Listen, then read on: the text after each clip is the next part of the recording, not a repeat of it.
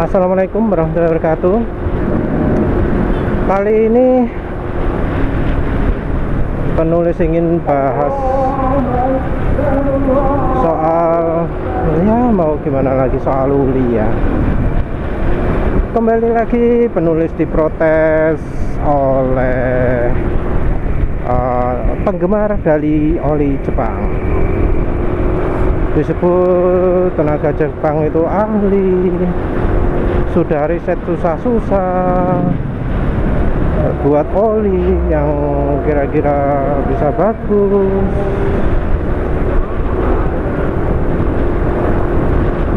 Ya, kita lihat dari sisi psikologisnya lah.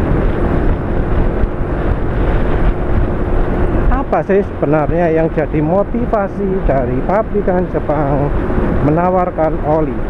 Pabrikan ini motor ya, pabrikan Jepang soal oli motor. Apa sih motivasinya? Kalau dulu penulis itu berpikir yang namanya pabrik itu baik ke konsumen. Oli ditawarkan biar motornya bisa lebih awet. Rekomendasi oli benar-benar diuji, benar-benar di riset agar sesuai dengan kebutuhan motor. Oli yang dipilih juga nggak asal-asalan aja, tapi dicari oli yang benar-benar bagus untuk oli motor. Itu dulu. Kalau sekarang enggak. Apa oli pabrikan itu bagus? Itu jadi tanda tanya. Mau bilang bagus nggak mungkin. Oli resmi itu bukan oli terbagus di pasaran. Sepertinya oli ini jadi bahan penghasilan baru untuk pabrikan. Jadi enggak cuma cukup motor saja, tapi cari penghasilan dari aksesoris, dari yaitu lubrikan pelumas. Kalau sekarang yang paling populer itu adalah injeksi cairan pembersih ruang bakar. Itu uangnya banyak, padahal nggak butuh orang. Jadi namanya pelumas pun penulis nggak yakin itu merupakan yang terbaik. Harga oli sekitar 45.000, 800 ml. 800 ml harganya 45.000. Itu mahal atau murah? Termasuk menengah. Nggak murah, karena sepertinya kalau beli oli yang dari pabriknya langsung, harganya lebih murah dari itu. Jadi dari Hondanya sendiri ambil untung, atau Yamaha-nya sendiri ambil untung dari itu, termasuk juga Suzuki. Jadi pabrikan itu nggak mau rugi, nggak mau nggak mau kalah dengan konsumen. Coba deh sekarang servis itu berapa sih? Apa dipikir konsumen nggak bisa beli oli mahal? Tapi masalahnya sudah kadung gitu. Sekali servis itu 300.000, 200.000, padahal motor matic. Itu yang dilakukan pun kadang nggak sesuai. Pernah penulis jumpai servis itu nggak nawari servis CVT, padahal servis CVT itu penting.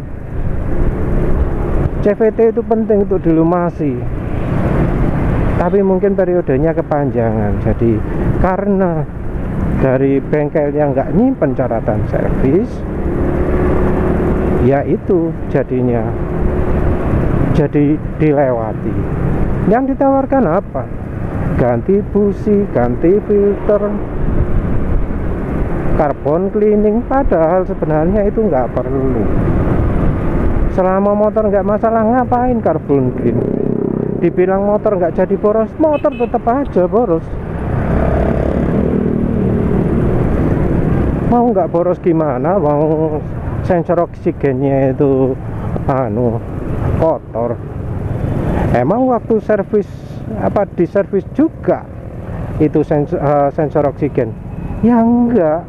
Namanya sensor oksigen itu nggak bisa diservis. Kalau sudah soak harus ganti. Nah ini yang repot. Konsumen itu isinya dibohongi semua. Motor coba sekarang, apa kualitasnya bagus, apa awet? Yang fans berat pun tahu kalau motor umurnya 3 tahun itu sudah nggak enak. Apa dulu gitu? Enggak. Motor penulis Suzuki Spin itu 10 tahun masih enak dipakai. Cuma gara-gara pernah nabrak, pernah ini itu jadinya bermasalah. Karena baut pernah nggak dipasang, kenapa sempat putus, akhirnya suaranya jelek. Seandainya tidak terjadi seperti itu, seandainya motor dirawat dengan baik, enak motor zaman dulu itu, awet-awet, beda dengan sekarang. Kalau motor sekarang yang maksi-maksi kayak gini nih, ada penyakit lah minimal itu gredeg gitu. Kalau yang parah-parah sampai VVA-nya oblak, gear belakang oblak, tentu NMAX ya. Yang PCX ya 11-12 lah, oblak mesin itu ya, jadi langganan. Jadi orang sekarang itu tahu kalau motor itu umurnya 3 tahun. Tapi melihat perkembangan zaman sekarang ini, harusnya sudah diupdate lagi. Motor nggak enak kalau sudah 1 tahun. Cuma mungkin fans kepikiran, ini kalau 1 tahun belum facelift, masa beli lagi? Motor jelek banget, nggak mau mengakui kan? Ya wis, akhirnya ditahan-tahan. Padahal suara mesin sudah kemelotok nggak karu-karuan, sudah komponen sudah aus, kompresor sudah bocor, macam-macam lah. Nah ini semua yang jadi penyebab utama apa? Oli resmi, oli buatan Jepang. Penulis nggak paham kok, sampai ada yang komentar di blog penulis kupasmotor.wordpress.com itu. Sisi psikologis lain. Emang sekarang pabrik itu orang Jepang itu peduli sama namanya prestise, sama gengsi, sama nama baik? Enggak. Sekarang ini di Jepang itu lebih politik. Penulis curiga, yang namanya orang berprestasi di Jepang itu susah naiknya. Yang lebih cepat naik itu orang yang bisa menyenangkan atasan. Jadi orang nggak jago, kalau bisa menyenangkan atasan bisa naik. Dan ini sudah merajalela di Jepang sepertinya, sehingga orang-orang pinternya nggak ada. Jadi pabrik-pabrik isinya bukan ahli tapi sales, orang yang pinter promosi, pinter ngomong. Cobalah, ada pabrik suspensi kan di Indonesia. Apa yang beda itu dengan pabrik buatan Cina?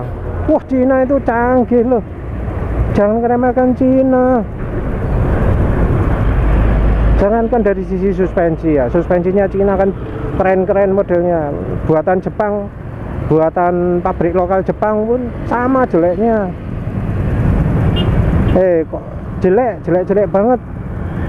Jadi lihat aja suspensi buatan KYB atau SOA, yang suspensi depan dari dulu tetap sama, tapi ya itu untungnya suspensi depan nyaman. Yang suspensi belakang itu hancur-hancuran. Yang kerja di pabrik sekop Indonesia itu, yang katanya ada pakai ahli Jepang, itu semuanya sales kayaknya itu. Coba deh naik motor depan ini, Honda Vario, lihat itu lampunya otak-otak. Depannya juga yang versi sebelumnya sama, nggak enak. Atos, coba waktu masih buatan Thailand, enak, empuk, nggak ada bedanya, nggak bisa dibandingkan.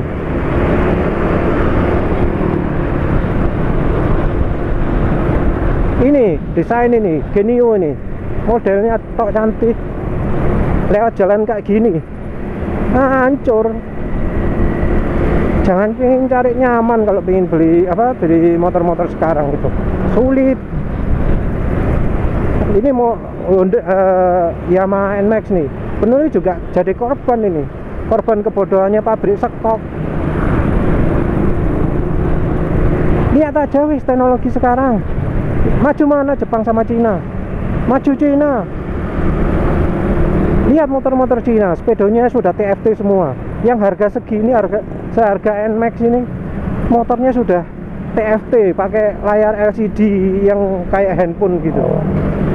Tampilannya juga bisa berubah-berubah, warna-warni. Punya Indonesia gimana? Yang NMAX baru aja loh, warnanya hitam putih.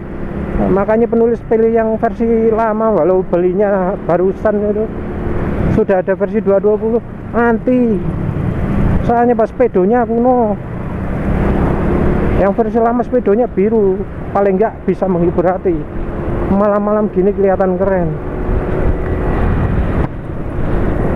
Coba yang hitam putih, waduh, setiap hari disuruh melihat gitu, sumpah. Sudah kecil, hitam putih lagi. Motor-motor kalau di Cina itu yang maxi sudah TFT, layarnya pun ada yang besar, nggak mini kayak gini. Koneksi handphone juga lebih canggih, bisa nampilkan navigasi. Kayak motor India pun, walau masih hitam putih, sudah bisa navigasi. Ini berapa meter lagi belok kiri, tunjukkan kiri di speedometer di dashboardnya itu. Motor Jepang mana?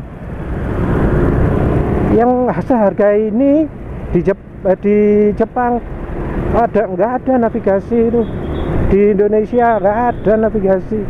Motor India ada NMAX, Entorki itu, Matic NTORQ 125 cc Maticnya itu sudah dijual di Indonesia, bisa navigasi. Itu canggih. Itu kalau mau contoh motor listrik, Honda PCX itu nggak ada teknologi canggih macam regenerative braking ini. Mundur nggak bisa. Coba cari Mochin listrik itu, harga 7 jutaan pun ada yang bisa mundur, ada yang bisa regenerative braking. Ketinggalan teknologinya Jepang itu. Oli juga sama, teknologi oli nggak berkembang, dipaksa bikin oli encer. Itu paling kalau di pabrikan itu masih ada yang ngaku-ngaku pinter itu, tapi kok ya tetap aja jelek olinya. Penulis sampai curiga ya.